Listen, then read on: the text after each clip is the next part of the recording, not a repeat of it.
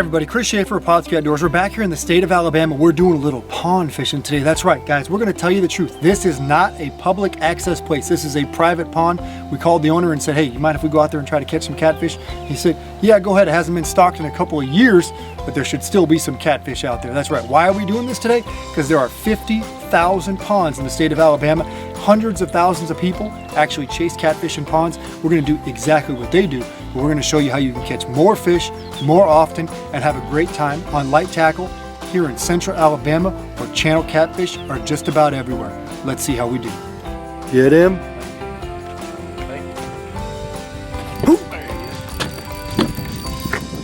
Oh yeah, that ain't a bad fish. Even catfish bite.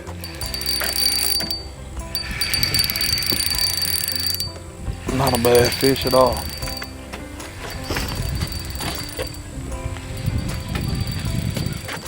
I'm running for that pier and look at that fish. That water's clear. Oh yeah. Look there. Oh yeah. Look at him.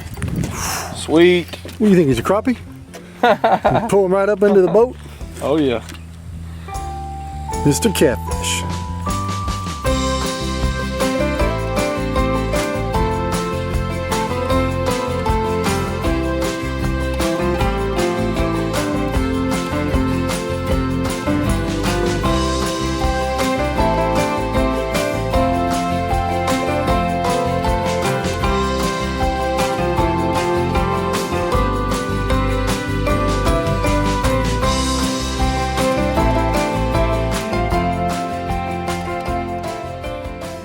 That one just went wow!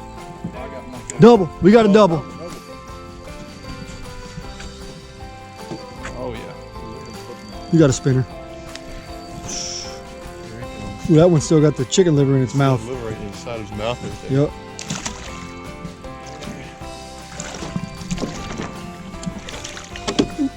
Nice fish.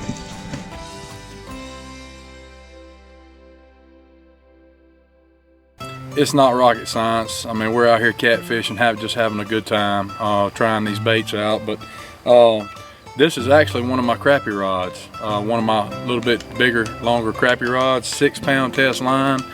I've also got just a couple of my bass rods with 10-pound test line.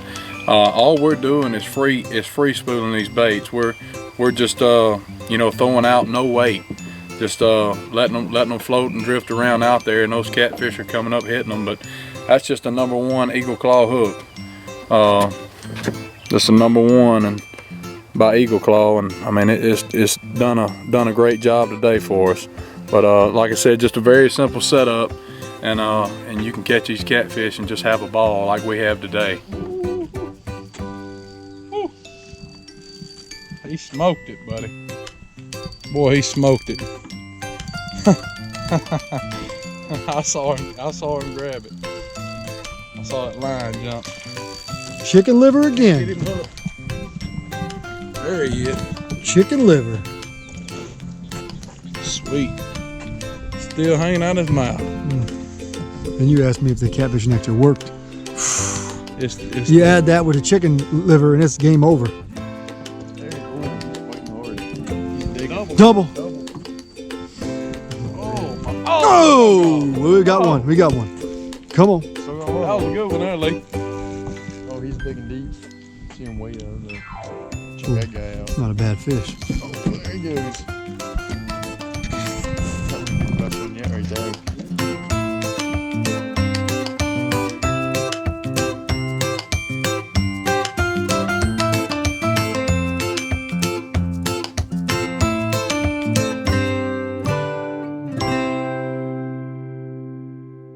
Today's episode of Pautzke Outdoors comes to you from central Alabama. We're halfway between Auburn and Montgomery, doing a little farm pond catfish fishing. Now all the catfish in here today are channel catfish. There's no blues in here, there's no flatheads or yellow cats, and we haven't caught any bullhead at all. Most of them are catfish that have been here roughly 2 years. We knocked on the door and asked the guy, hey, can we do a little filming and fun fishing in your pond? We're going to test out some baits today. He told us it's going to be a little bit slow simply because it's basically the start of spring and the water's a little cold still.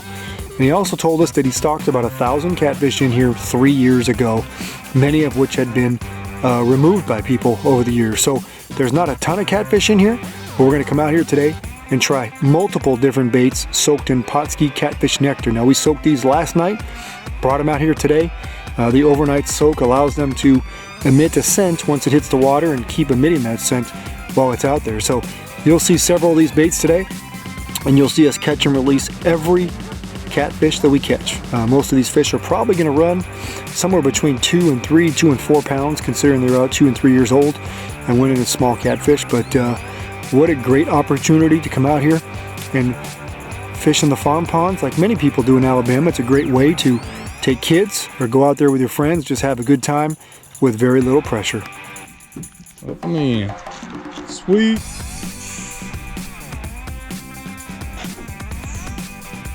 Oh, you know you got to take the fish off. That's too. how we do it in Alabama. You know you got to take the fish Where are off. those pliers at? All right, so you guys have seen us catch an absolute ton of catfish today. Remember, today was here solely for us to test out these baits, okay?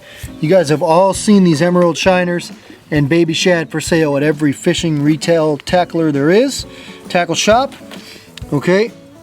There's a shad soaked in catfish nectar. There's a shiner soaked in catfish nectar. There's the end of the pork fat soaked in catfish nectar. Okay, we're taking them out of the bag to show you.